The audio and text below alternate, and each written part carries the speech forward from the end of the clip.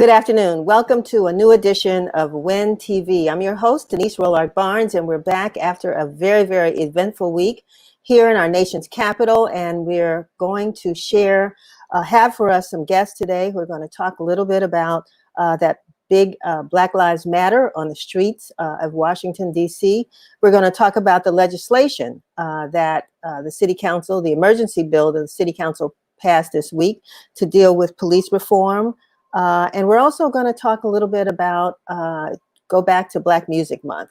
This is a time not only when movement music is really important right now, and we want to focus on our local artists who are making a difference in our community. So before we get started, I just wanted to say that we're going to take a little break. We're glad that you're with us this week. Oh, I always have to say, another copy of the Washington Informer has made it onto the streets of the District of Columbia. And we want to thank you so much for getting copies of the paper. And when you can't, realize that you can always read the Washington Informer online. You can go to WashingtonInformer.com. And we encourage you to do that because we want you to make sure that you can join or become a member of our subscriber base, get our daily WIN Daily that comes out every day with the top news of the day. So we want to keep you informed. And we need those subscriptions. So please go ahead and subscribe to Washington Informer. We're going to take a quick break. And when we come back, we are not going to take a quick break because we're already here with Dr. Shantella Sherman. And I didn't get a chance to promo her. Hey, Shantella. Hi, how's it going, Denise? I'm great.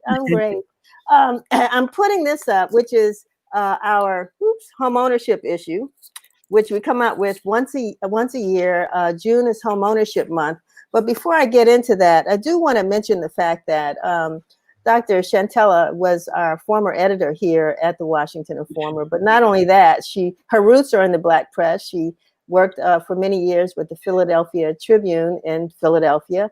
But she took a break from the journalism business and went on and got a doctorate degree.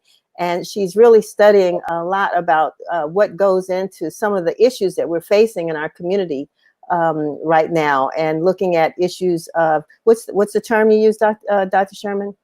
Eugenics. Eugenics, exactly. Before we get too far, I don't want to get too deeply into that, but if you can define what your course study was and what you've been doing. I know you've written 2 books. You do seminars often. And so tell us a little bit about that. Thank you. And I appreciate the Washington Informer for always being the voice of a lot of the things that are going on in the community that I research. Eugenics is actually the study of racism. It's a way of fracturing and deconstructing racism. So we talk about the scientific basis of or the genetic components that go into racism. So some people will say scientific racism, but it's looking at Black people still being believed to be animals.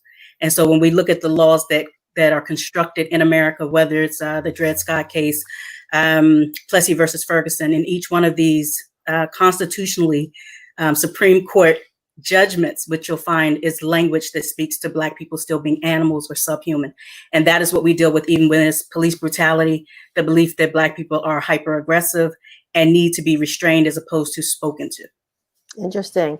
And I know I'm catching you off guard here because we didn't say we'd talk about this, but I want you to make a plug for your books that you have out there right now. So tell us what they are and how people can get them. We don't talk too much about Fester, which is the trashy novel that was done years ago. So we'll start that. Well, people might need a little trash right now because we got a lot of it down the street, but go ahead. Right. In Search of Purity deals specifically with a reinterpretation of eugenics that African Americans used as part of racial uplift. So In Search of Purity came out about 2 years ago.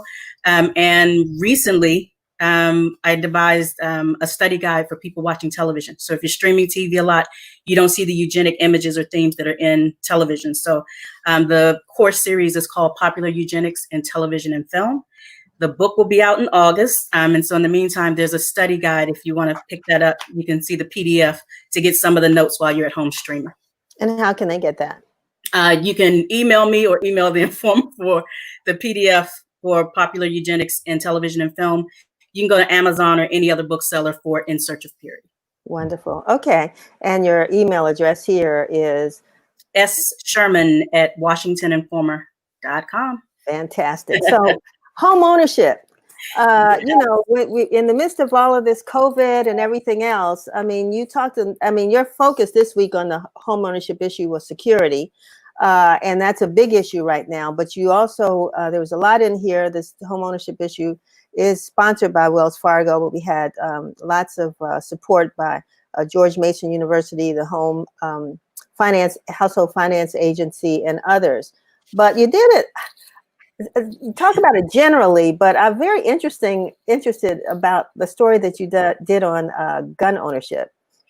Yes, it's amazing. I think whether it was the start of the pandemic itself, where we started to see the numbers rise of gun ownership and calls for licenses for guns, courses on gun registration. All of this was taking place at the onset of the pandemic itself. So a lot of folks are trying to figure out, how does a potential disease crisis cause people to decide they want to go out and buy guns? What do guns and ammunition have to do with a pandemic?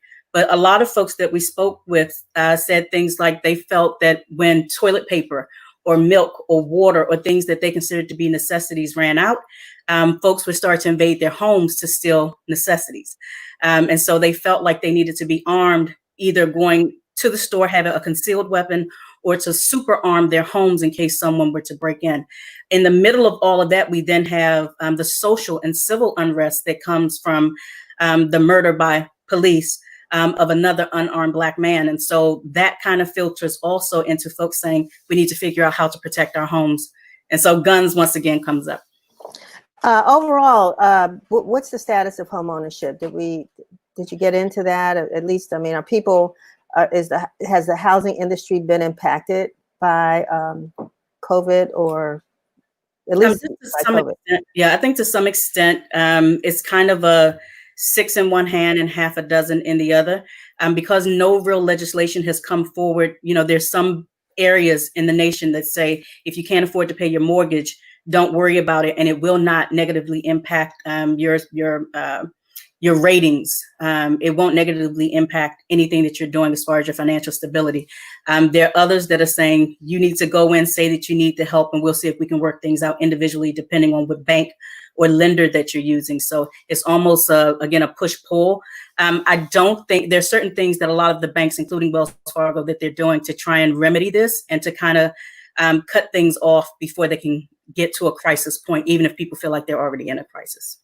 All right. Well, I am very grateful to you that you got this issue out. I know that we're going to be looking at, in the coming months, our next health issue in August. And if we do back to school, it's going to be a whole different look, but we'll figure out how that works. But I want people to pick this up. And when you do, keep Dr. Sherman in mind, Chantella Sherman, who actually is our special issues editor. And it's a great publication with a lot of resources. Chantella, thank you so much for joining us. Thank you. I appreciate it. All right. Talk to you soon. All righty. We're going to go to a quick commercial break with the U.S. Census. You know, we've still got time. We got to get those census forms out, and we've got to be counted. We'll be back. Complete the 2020 U.S. Census. It is safe and secure. It benefits your city, your community, and your family. Complete it online, over the phone, or once you receive it in the mail. You matter. Get counted. 2020 census.gov. Thank you.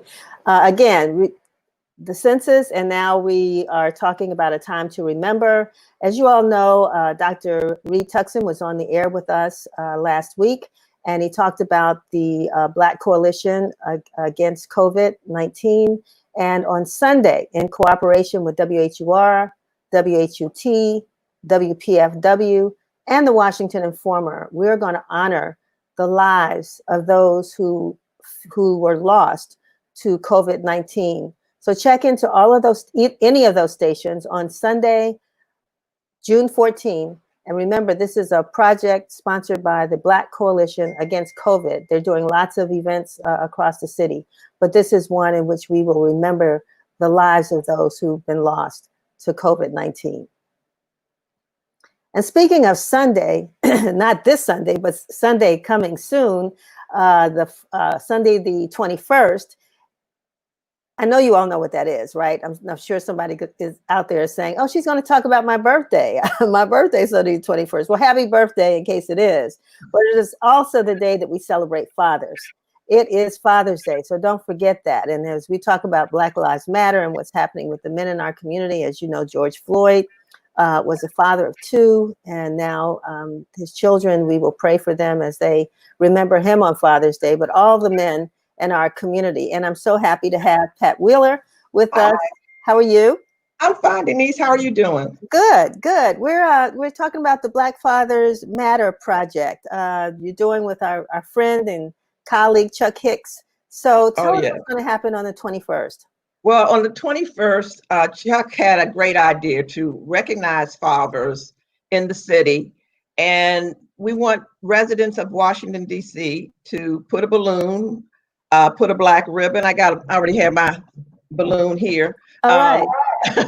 Put a balloon, put a black ribbon, whatever you can do in terms of around your home, your place where you live, to recognize Black fathers. We're going to have signs out that say, Black Lives Matter, Black Fathers Matter.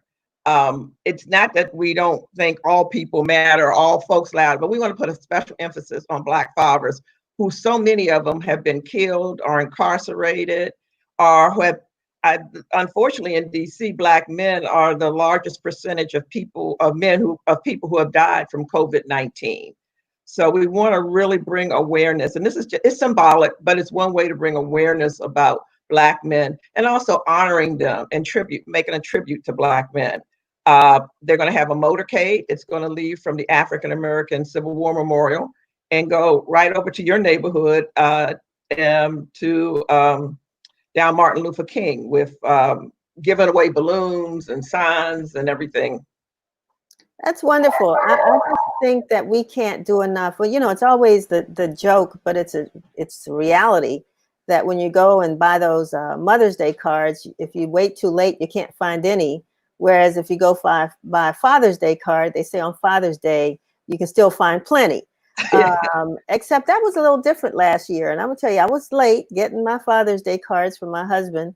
And I buy them for my son to give to my husband too. But anyway, that's another subject. But they were gone. I had to, choose from what was left. So I think, it's important for us to raise up, our Black fathers. Yeah. And go ahead. No, I was saying that you're right about the joke that, mothers get flowers and candy and all getting taken out to lunch or dinner, but fathers get a necktie. And and usually it's the same type of necktie they just got last year, right, or a pair of socks. So I do think, you had a wonderful father, by the way. I knew your father. He was a wonderful man. And, my father, we all had fathers. So right, we all want to honor them in some way. But I think we often look at them differently than we look at our mothers. So I think anything we can do to elevate Black men right now is going to be really, and that's why when Chuck asked me to do this, I signed on immediately. Right, likewise. This is great. In fact, the Washington Informer is one of the co-sponsors of this. We have about a dozen co-sponsors of this. We have churches, we have unions, we have fraternal organizations. 100 Fathers is one of the sponsors, which I think they're going to be on your show later. So people are excited about this. I just hope we don't have a run on Black balloons. I went to Michael's, by the way. I'm not pushing anybody, but Michael's has them, Dollar Tree. So you got to get your balloon or your ribbon. Right. Well, I have a few fathers on our block, so I'm going to have to go explain to them why I'm tying balloons to their fences.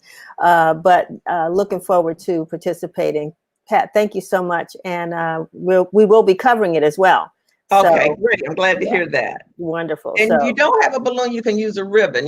Remember that song, Tie a Yellow Ribbon Around the Old Oak Tree? True, yes. Right. And it was for people coming home. Well, we can be for fathers who are here. And tie a black ribbon around that tree in front of your house if you don't have a balloon. Wonderful. Okay. Thanks so much, Pat. Great having you on the show. Appreciate this message. And we will be having a special show next week on fathers. And she's right. We're going to have the folks from 100 Fathers on the air. And we're going to talk to some fathers about fatherhood. So we look forward to that. We're going to take a quick break. And we'll be back in just a second to talk with Makia Green of Black Lives Matter. We ready, we coming. We ready, we coming. We ready, we coming. We ready, we coming. We ready, we coming. We ready, we coming. We ready, we coming. We ready, we coming. We ready, we coming. We ready, we coming. We ready, we coming. We ready, we coming. It doesn't stop tomorrow. Our work is continuing. We're continuing this work. We have goals. We have principles. We're going to be free or we're going to die. You hear me? We're going to be free or we're going to die. We ready, we come. We ready, we come. We ready, we come.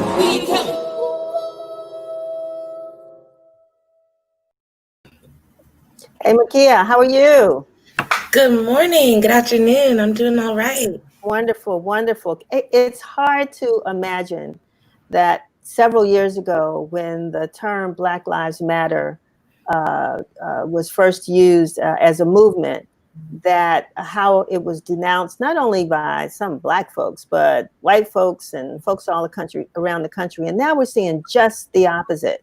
I mean, we're seeing all kinds of people with Black Lives Matter signs. Saw a guy yesterday, a hippie-looking guy with one pasted to his bicycle, and so it's really it's inspiring and encouraging.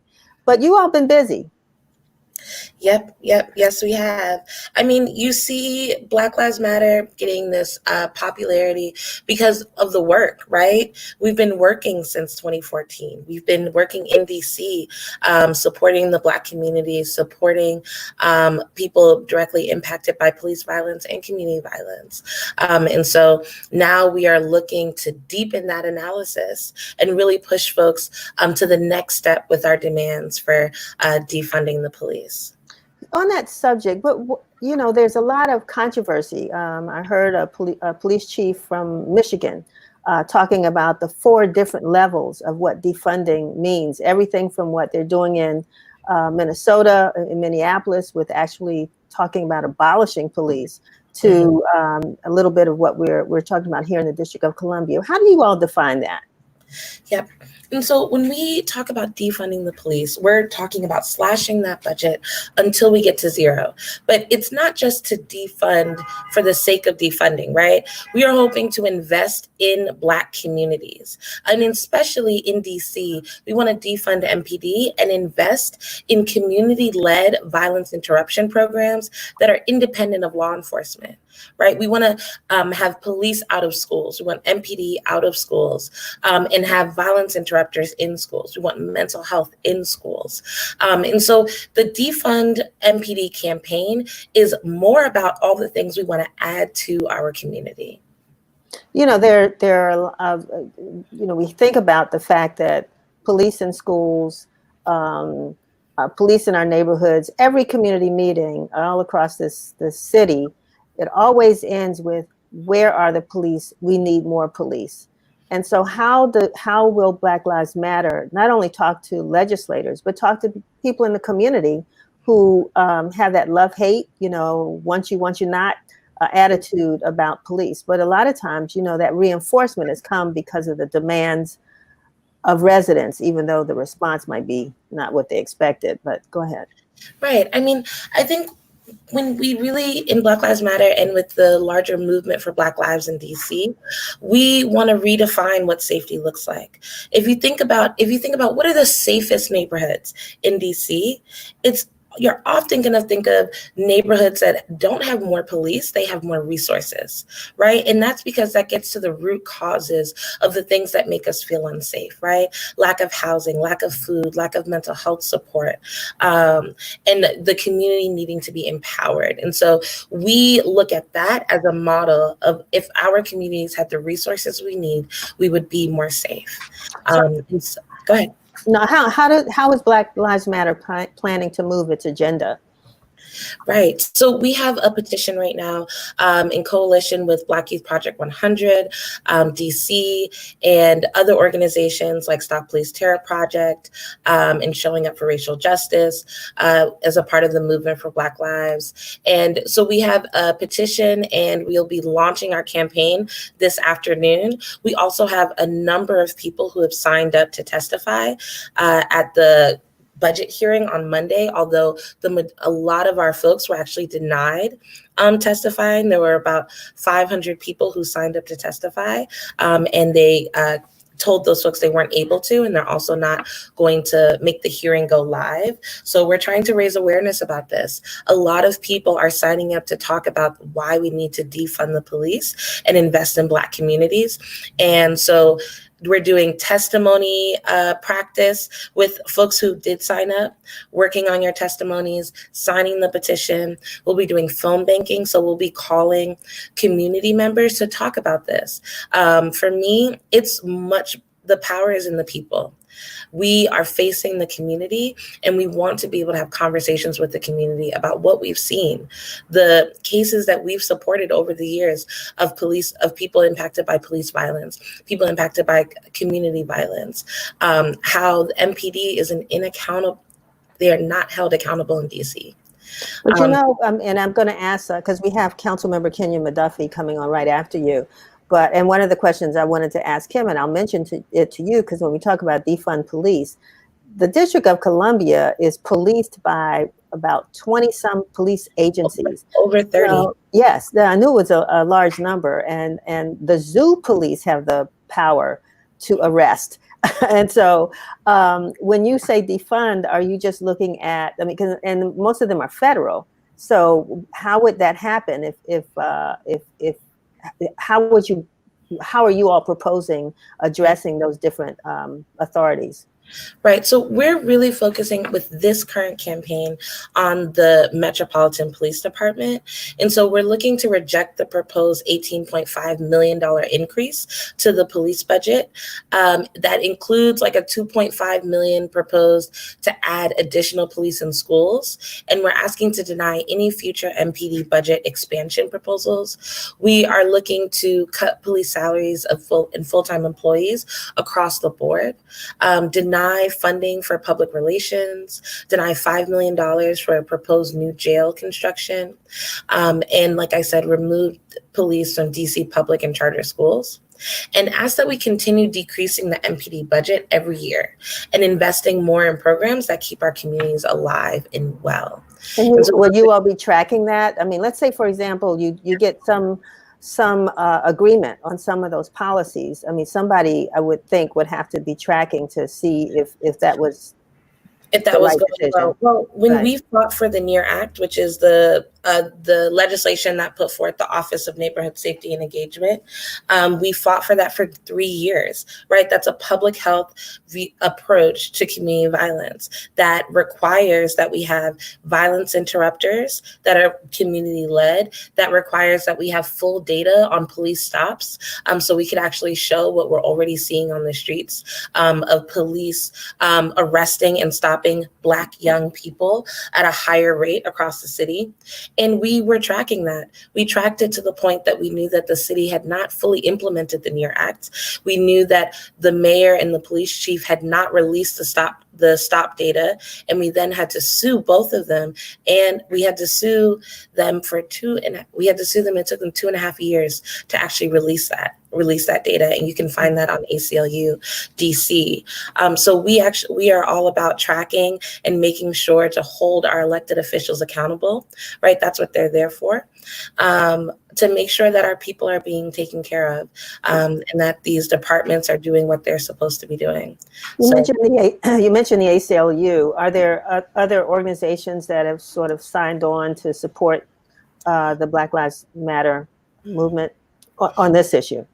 Right. On this issue, I want to say there's a overwhelming amount of support. actually, from local organizations, national organizations, ACLU DC.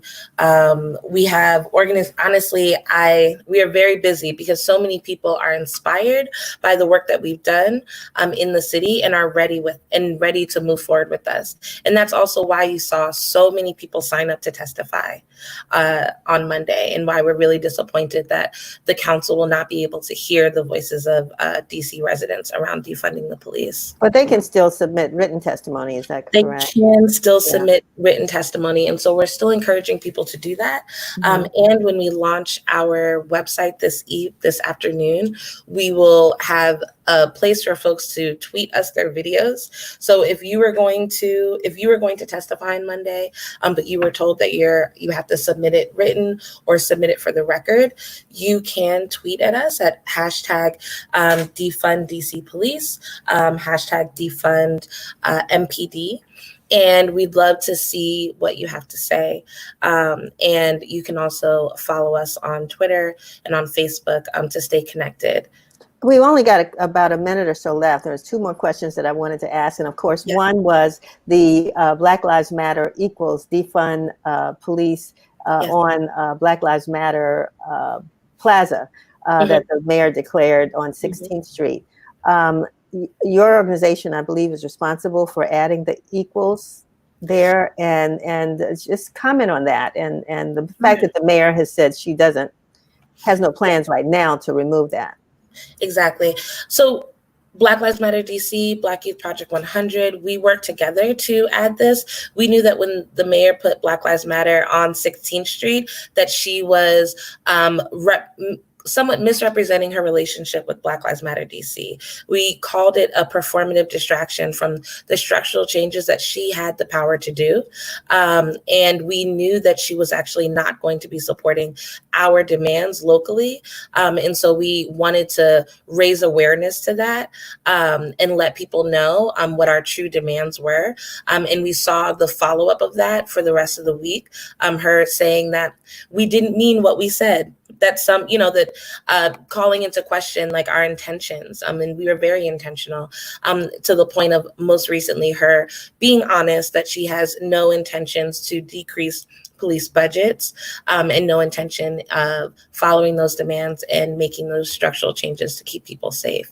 So it was our way of wanting to let the world know what's actually happening, that she's often been on the opposite side when it comes to community-led violence interruption. And what about the council? We are calling the council to be bolder. We're calling the council to be bolder around defunding the police. We've seen a few council members tweet saying that they were interested in defunding the police. And we know that the council has been very excited about this reform. And, we say we've been fighting for those reforms for so long. We are no longer really in a place where I have faith in an organization that needs a reminder not to choke people. And so we are saying that they need to be defunded. And we're asking for full defunding, as well as the release of the tapes of Marquise Alston, who was killed by police. And we want those tapes released to the public. Currently, that law is not retroactive. So, Makia, we've basically run out of time. You have something coming up on Juneteenth? Yes, we do. So folks can go to 619.com. There is a national mobilization coming to DC. If you're not in DC, you can also stay at home. This is for Juneteenth. This is to honor our ancestors, to lay a foundation for the movement ahead. We are demanding to defend Black life, to defund the police nationally, and for Trump to resign. And so there's going to be thousands of people in the city. We also want you to know before you go, we'll have mobile testing across the city, COVID testing that you can get checked right now before you come out next week. Wonderful. Makia, thank you so much for being with us and helping us to understand a little bit more about the defund police effort that you all are involved in and getting more insight into Black Lives Matter DC. We appreciate your time. Thank you. All righty. So Makia talked about the mayor, and she said that there's some interest in getting, that the council has shown some interest, and of course, there's nothing wrong with making sure that we have someone from the council to talk about the emergency legislation, the police reform bill that was just recently passed. And we're so honored to have Ward 5 Councilmember Kenyon McDuffie with us today. Councilmember McDuffie, how are you? I'm doing very well. Good to see you, Denise. Thank you. Thank you for joining us at such a last minute.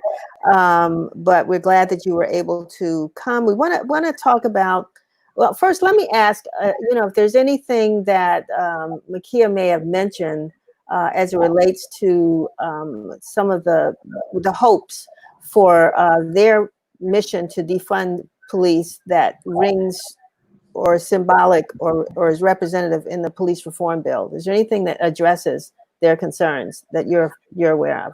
Well, I mean, I think there's a number of things around access to body-worn camera footage that are going to address the concerns that Makia just outlined, creating more access to the footage for officers who are involved in police-involved shootings. You are aware, Denise, that I actually led the charge at the council back in 2015 to draft and help to author the body-worn camera program that the district established back then. And back then, it seems like a world of time ago, but it was only 5 years or so. It was one of the most expansive body-worn camera programs in the country, and it really prioritized public access to recordings.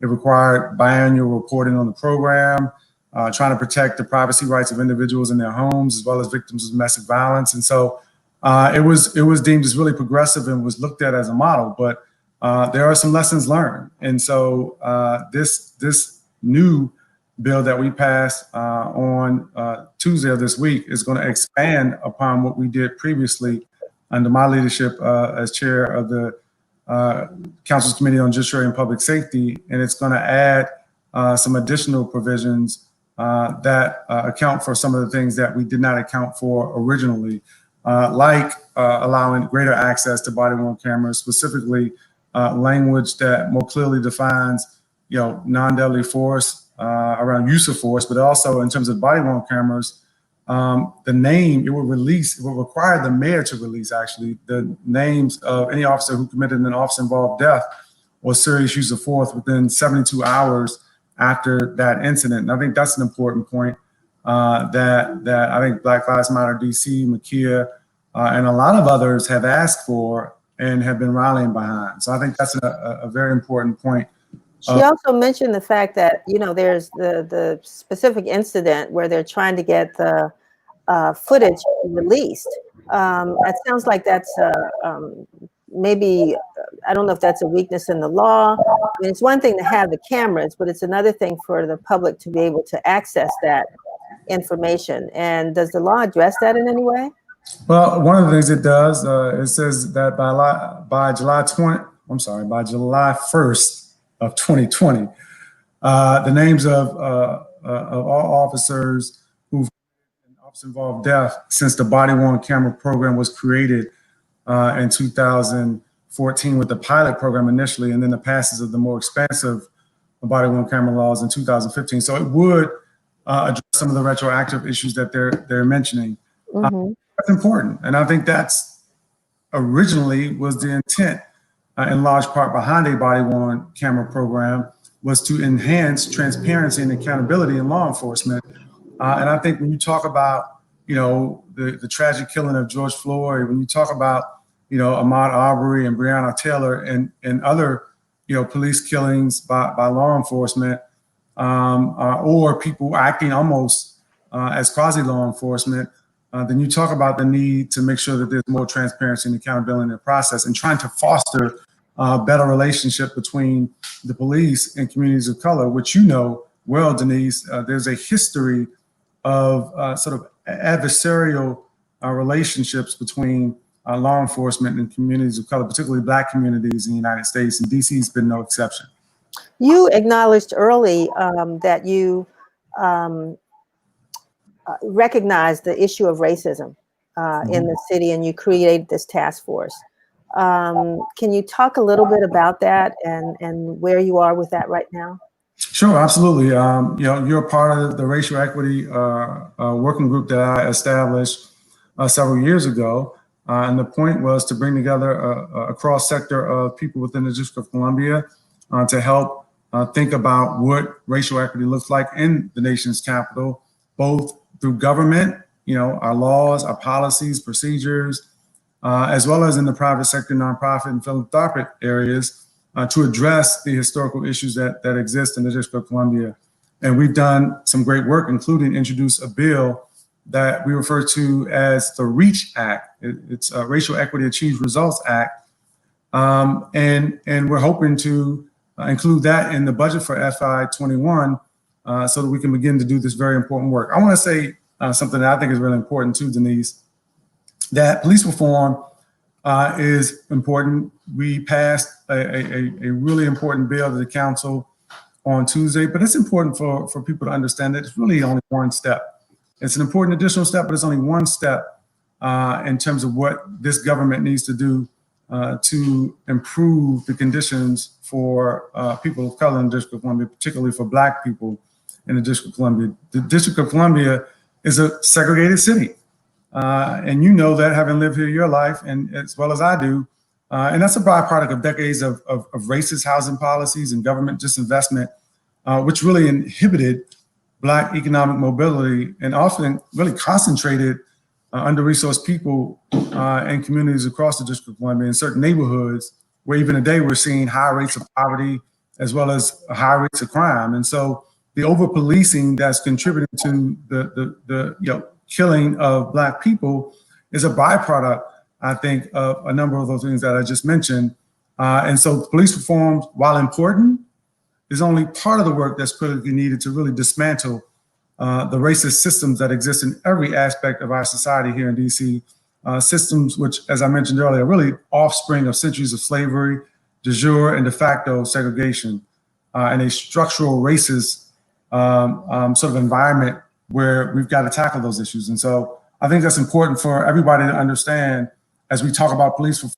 We've got to move that along and address those institutional inequities that exist in the city.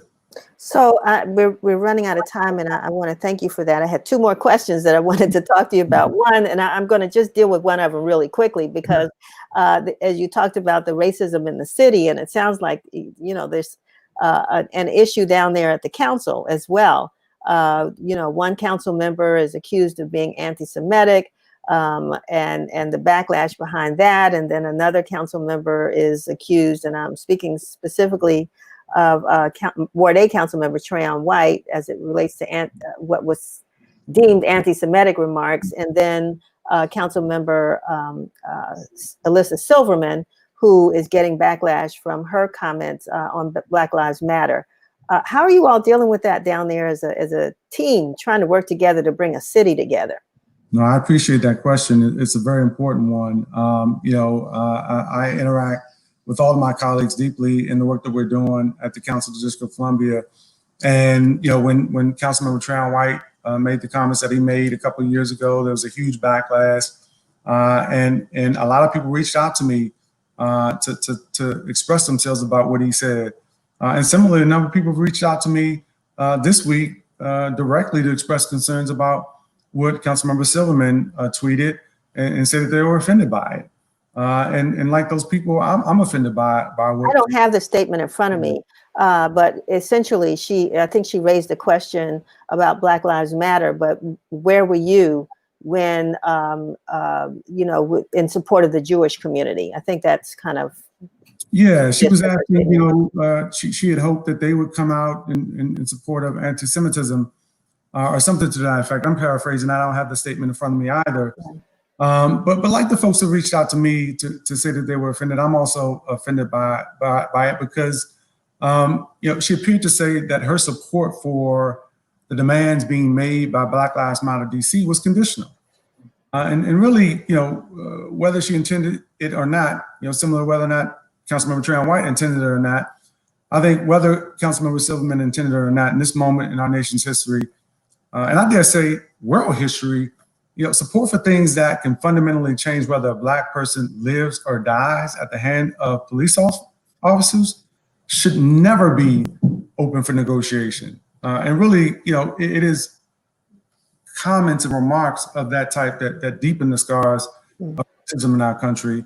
And it's the type of thing that we really need to be getting away from.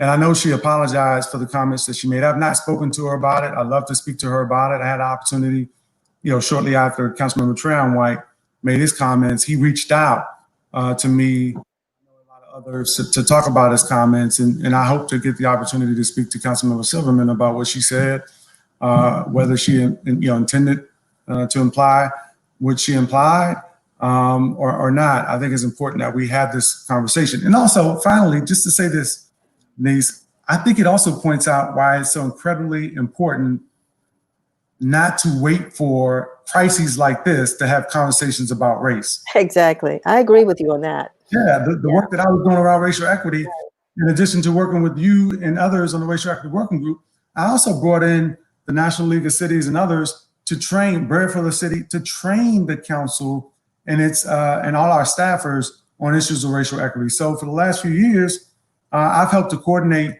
racial equity trainings and workshops at our council retreats. And so we've got to have these conversations when there aren't, police-involved killings happening around the country. And when there's legislation that impacts communities differently. I mean, people don't want to raise that, how this may impact this community as opposed to another. And it's based on race. So, and it's a very tough conversation, and I'm glad. I want to celebrate you for pushing the envelope and trying to make sure that the council has it. And thank you so much for joining us and helping us to know a little bit more about this emergency legislation. Will the public, I think Makia mentioned it, have an opportunity to weigh in?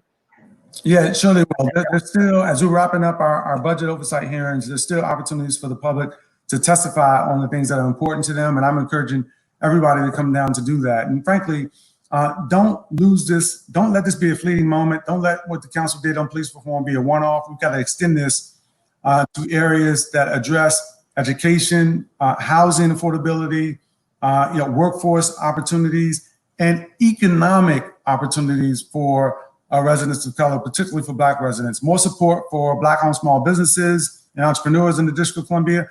Real meaningful funding and access to capital, making sure that we establish a disparity study so that we can have a real minority business enterprise program in the District of Columbia like other cities have already done. You would think that these things would already exist in the District of Columbia. A lot of these things do not, and we need to push the envelope in a way that is sustained so that we start to see those material results. We shouldn't be revisiting this a year from now or 2 years from now, saying that whatever happened to the disparities. We don't want to see these disparities and these gaps continue to exist in the District of Columbia. So in essence, Councilmember McDuffie, you're saying take the fight from the streets to City Hall now. Absolutely. That's the next step. Absolutely. I want to thank you so much for being with us today, and look forward to having you back. Thanks for having me, Denise. I look forward to coming back. All right, thanks much. So we're going to have a short little commercial break, and we'll be back in a few minutes to celebrate local folks here that are celebrating Black Music Month. We'll be back in just a second. Hi, I'm Ron Burke, Director of Advertising and Marketing for the Washington Informer. We are proud to serve as the leading multimedia company connecting you to the African American community. We know the Black community is disproportionately affected by COVID-19, and it is our mission to keep you informed of all the positive news that you can use related to this pandemic. The Washington Informer continues to operate daily, delivering news. And together with our hardworking and dedicated staff, we can do more to support your business. We are in this thing together, and I want to help you. Let me customize a solution that will help you effectively reach our more than 87,000 readers and subscribers. Our goal is to keep your business at the forefront of your customers' minds. We want you to come out of this stronger and better when this crisis is over, but we've got to get there together. Contact me today. I'm Ron Burke. I'm at 202-888-6835 or rburke@washingtoninformer.com. Let's work together and stay safe. Thank you. music is like everything for the Black experience. It's community, it's connection, it's power. Come from the motherland, that beat of that drum. You gotta know when to keep that thing funky. It's our way of life. It's who we are. The energy. This band made this one big sound. Oh my gosh.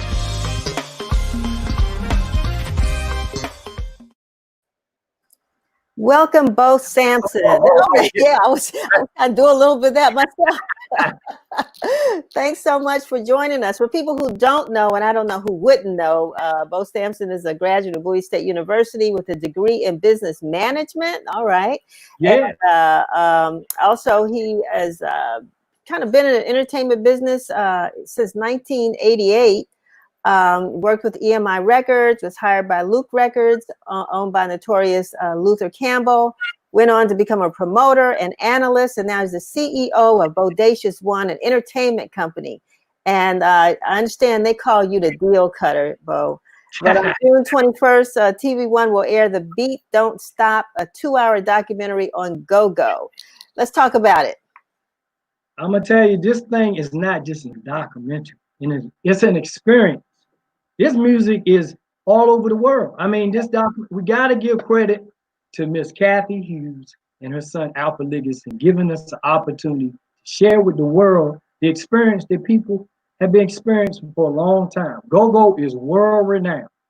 And I listened to some of your, Mr. Councilman McDuffie. He's the person that introduced the bill to making go-go the official music of Washington, D.C., which is the capital of the United States. That's right. Yeah. So what is it? You said it's more than a documentary, but what's the story? What are we talking about? The origins of go-go? Go ahead. Go on. Well, the story basically talks about the culture of D.C. and the music and lifestyle. I mean, a lot of things have come out of Washington, D.C. A lot of the music that we created here in DC has been taken by major artists like a Fantasia who does the butt every time she performs, or Beyonce, the Crazy in Love, which was a go-go record produced by a DC producer. So this whole documentary is going to tell the past, the present, and the future. I mean, go-go is so world-renowned. It's popular in London, Tokyo, all over the world. And, you know, it's kind of funny because this is basically extension of, I know you're familiar with the Don't Mute. Right. When the music, they protested the music being too loud, they did a Mochella down on 14th and U. They had more people, Denise, than a Trump-a-nagra at that thing. Oh, you know, yeah, I know. Worldwide. So in this documentary, we're going to actually give people an experience. You know, what is go-go for the ones that don't know it? They might not even know they're listening to go-go. I mean, you know, this thing is an opportunity not only for go-go, but the capital of Washington, D.C., for people to come in and understand there's so much culture here. I mean, your newspaper, the Washington Informer, you guys have done an incredible job. You've been on the street for years talking about what the people want to hear. And I just think this documentary gives an opportunity for everybody to be involved. So who are some of the folks that are going to be featured in that documentary? We got EU. There's Trouble Funk, Backyard Band. We even got some of the people like Belladonna and Miss Kim and some people that don't get the credit for creating the sound. Jungle Boogie, who's real well known in the streets. The Bounce Beat, T.O.B. You know, so we have a little bit of everybody. And you know, a lot of these major groups have sampled go-go, but people may not know. Salt and Pepper, Kirk Franklin. We even gave Kirk Franklin some go-go. The gospel, the R&B, the hip-hop. Man, we've been doing this for a long time, and this has given us the opportunity to tell the world, man, this is go-go, man. This is positive. The beat don't stop, baby. The beat don't stop. That's the name of it.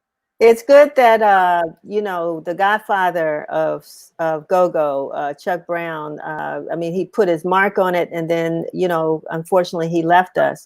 But because this is such a strong institution, go-go lives. And but it does take an effort. It seems as though, and you all have done a lot to make sure that you make sure go-go survives. But tell me, when you did this documentary, was there something that you discovered that you just surprised you when you all were doing it? Stories, you know, the thing that surprised me more than anything is that it's so many. It's Chuck Brown gets majority of the credit. He's the one that kept the beat going, but it's other people that contribute that people don't know, like the Young Senators, all the way back to the Young Senators. They used to come when I was in high school at Coolidge. It was just a couple years ago, but anyway, yeah, I remember they, you know, we used to have sock hops. Yeah, I mean, it's a movement. I mean, you have so many people like the Young Senators of the world, and I mean, it's a sound of music that makes you happy, keeps you moving. You know, when things are not good, people, man, sometimes people go to music to listen, to uplift themselves. When we're going through what we've been going through the last couple of weeks, Black Lives Matter, great conversation. But it's okay to have disagreements, but we all can work together. I mean, the mayor, by her naming Black Lives Matter on that street, that was phenomenal. You know, and you know, like I said, we all don't get along. We all don't agree sometimes, but we're gonna work together as a people. I mean, this music not only reaches out to people that don't understand go-go, but also like the deaf community. They can feel the beat. You know, Prince did a show up at Gallaudet during the Purple Rain movement, and you know, they're kind of left out sometimes. I mean, the deaf people, you know, and you can go closed caption on this documentary and feel the beat. You know, it's big, fat, short, and tall. All the people love go-go. You know what I'm saying? White, black, Asian. You know, you cannot come to DC and not understand and don't hear this beat. You know, and the beat's gonna help open the door even from the protests, you know, standpoint on, you know, the music. You know, this is worldwide. I mean, and we just to have an opportunity to be involved in this, you know, is incredible. I say a young lady named Tracy and Deidre and Shamaya and all the people behind the scenes, they put a lot of effort. It took us about a year to put this thing together. You know, so we did extensive research on, you know, what is go-go, what is it doing. Matter of fact, I'm gonna give everybody a tip. There's an app out there called Who Sampled. If you get that app on your phone, you're able to download and see how many people sampled go-go, Trouble Funk. You got the Beastie Boys, Public Enemy. Wow. This sound been around a long time. You know, this is not nothing new. Maybe people didn't understand it, but you know, we trying to get this thing around the world. Matter of fact, hopefully some of the people, some of your listeners, some of the people, we're trying to do a campaign on social media where, when's the first time you fell in love with go-go? Put it on your video and post it. You know, because June 21st is going to be a special day, not only for fathers. You guys ain't got nothing else to do. You know what I say? So at 8 p.m. on Father's Day, get that carry-out food, whatever you're going to get, Cheesecake Factory, Ben's Chili Bowl, pizzas. Go get it and sit your father down and make him watch this go-go documentary at 8 p.m. 2 hour special. Sounds like a great Father's Day celebration, a great gift.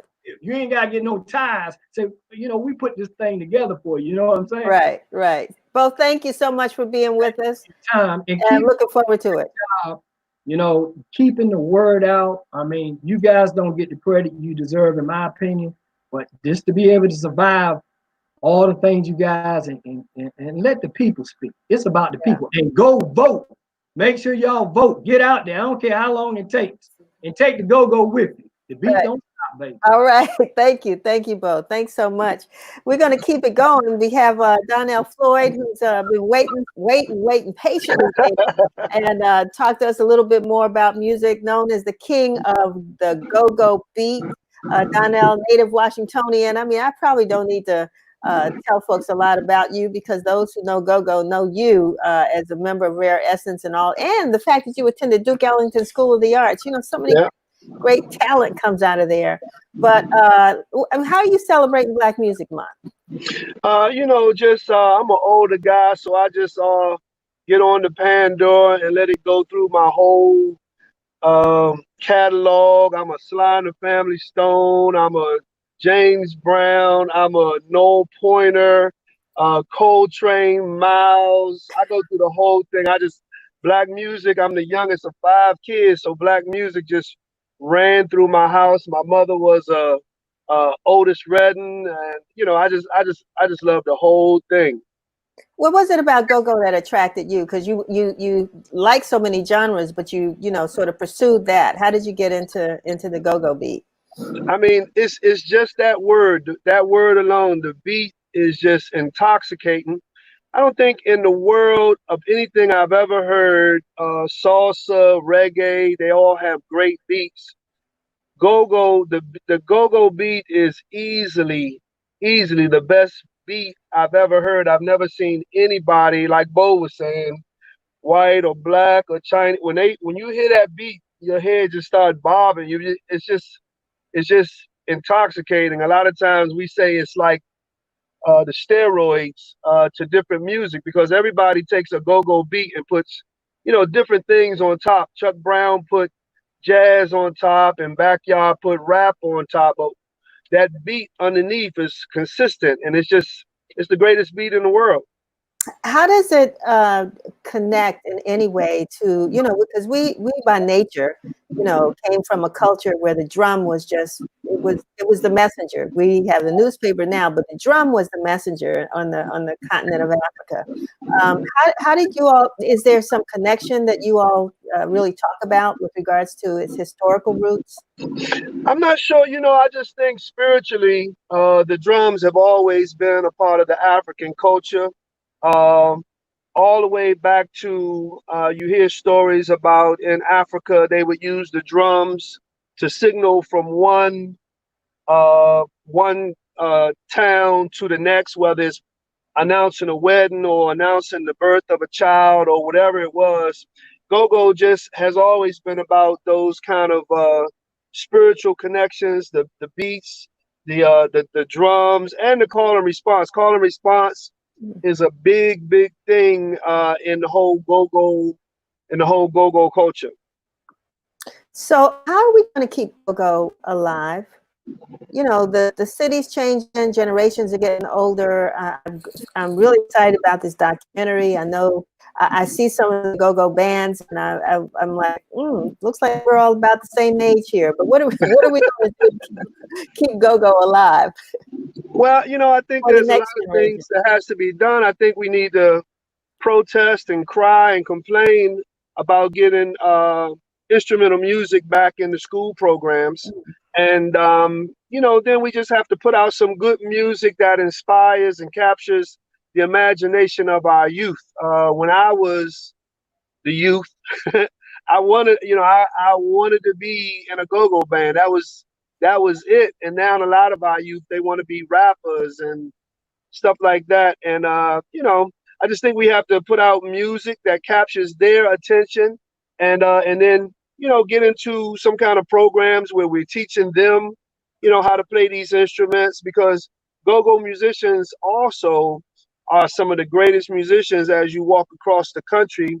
One of my favorite albums, no matter what we're talking about, is My Life by Mary J. Blige, and that was produced by Chucky Thompson, a DC go-go musician. And so, we've always been big on music and musicians and breeding them and bringing them up, and we just have to continue that, that path. Well, one of my buddies, Charles Stevenson, who wrote the textbook on go-go and got that into the school system. We'll probably talk with him sometime this month as well about how to keep the legacy going. But you're still performing, right? Well, I retired in November. I had a great big celebration for my retirement at the Anthem. Stevie Wonder was there. Dougie Fresh was there. All my go-go friends came out. But I'm also still always going to be probably the biggest fan of go-go. Just whenever I hear it, it just makes me feel a certain way. So I'm never going to get too far away from it. Right. Well, thank you so much, Donnell, for being with us and for sharing the spirit of go-go And I know we're all going to be sitting there in front of our TVs on the 21st watching this documentary with our Ben's Chili Bowl. Oh man, Bo got me excited. I already done seen if they delivered. As soon as he said that, I said that's a good idea. Oh, Bo Sampson got me excited about it. Right, right. Well, you take care, and thanks so much for your patience and for being with us today. It's my That was quick. But we don't do these things. We don't put this newspaper out all by ourselves. I mean, you looking at me, but you know, I'm the person behind the people, and the people or the person that makes sure this paper gets out every week is Dominique Kevin McNeir, who I think is trying to get himself oriented there. Hey, Kevin, how are you? How are you? I'm great. How are you? I'm good. I'm good. And thanks for putting out another great issue of The Informer this week. We want folks to know this is the man behind the paper. And if you have anything that you want to say that you are excited about, please email him here at the Washington Informer.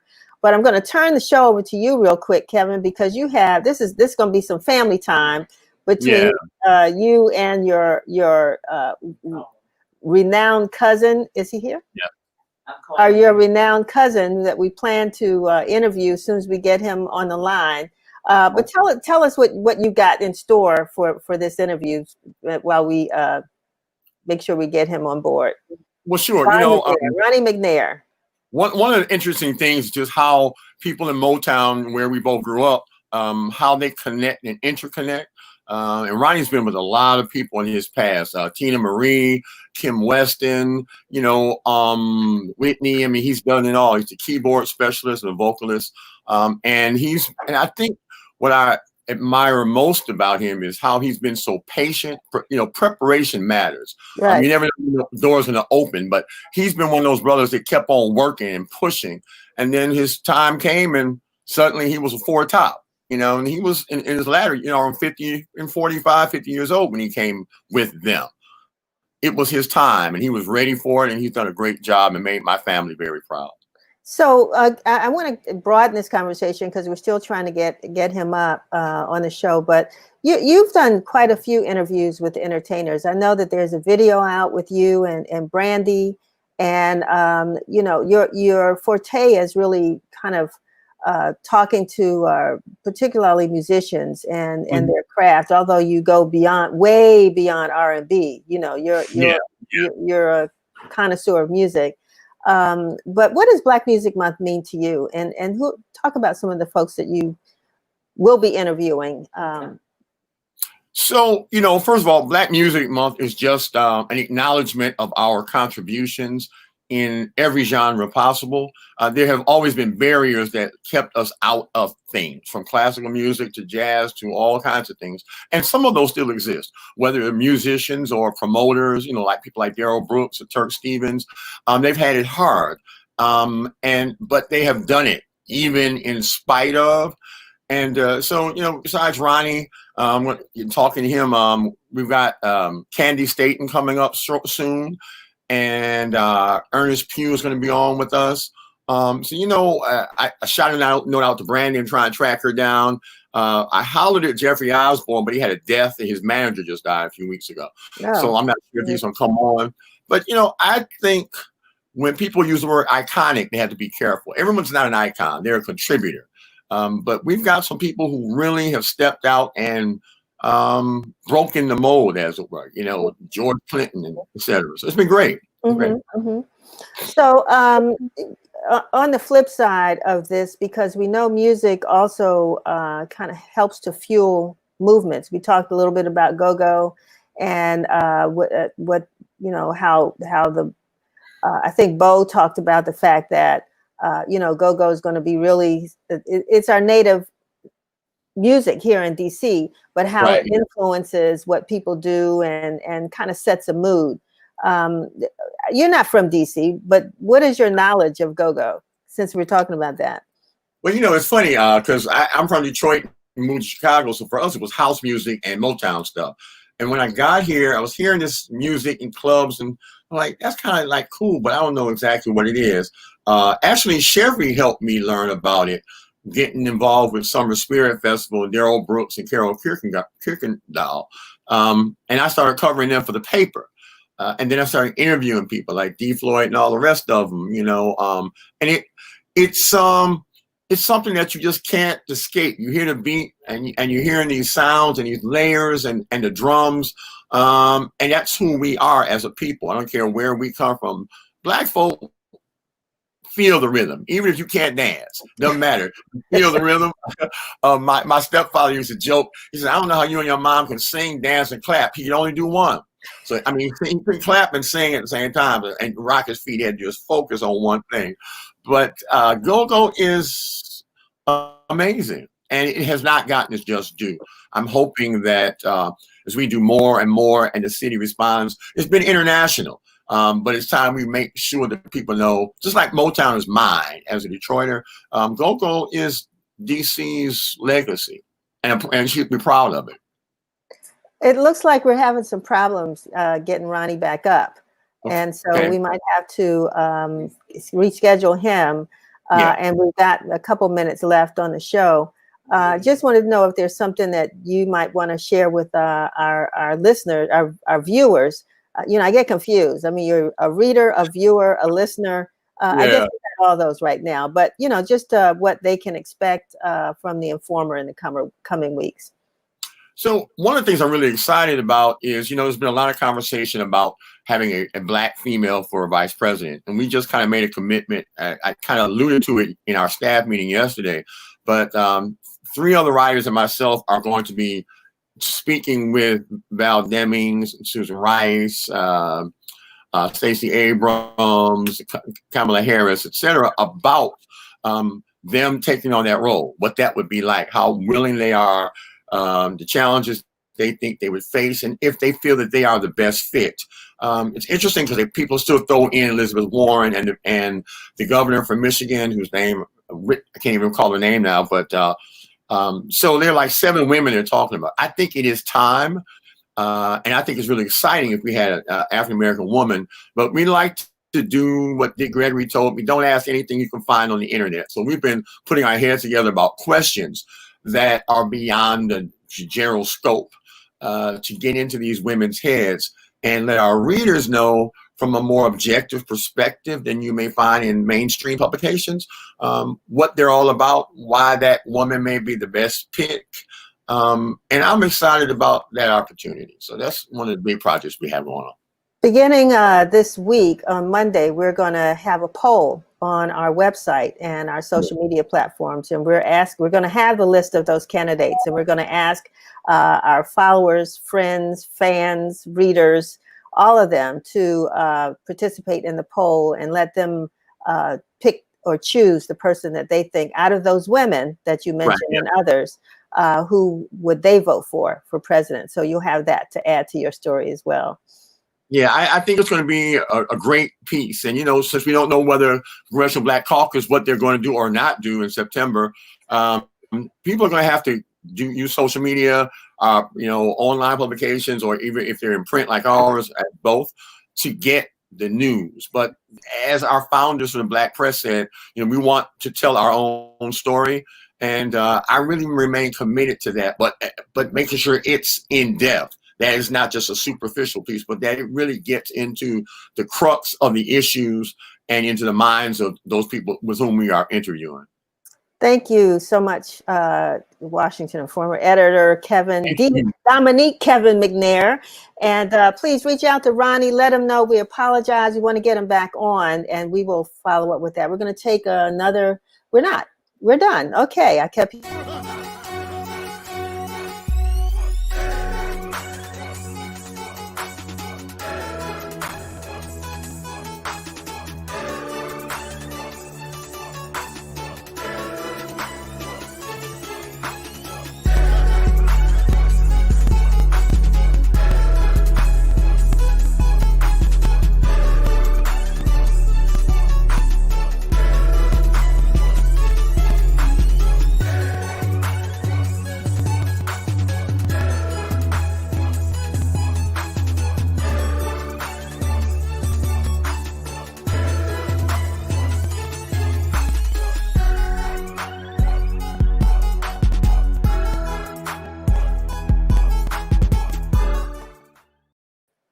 Want to say thank you to the Washington Informer photographers who were out there this week capturing those scenes from the protests in Washington, D.C.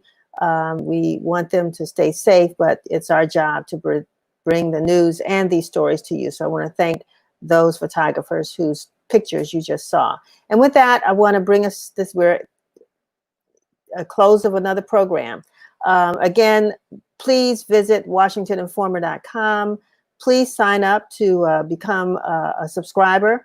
It's free to WashingtonInformer.com and receive our Win Daily that comes out every day and other promotions that we will be sharing with the local community. We appreciate your time, your eyes, your ears, and your support. Till next week, stay safe.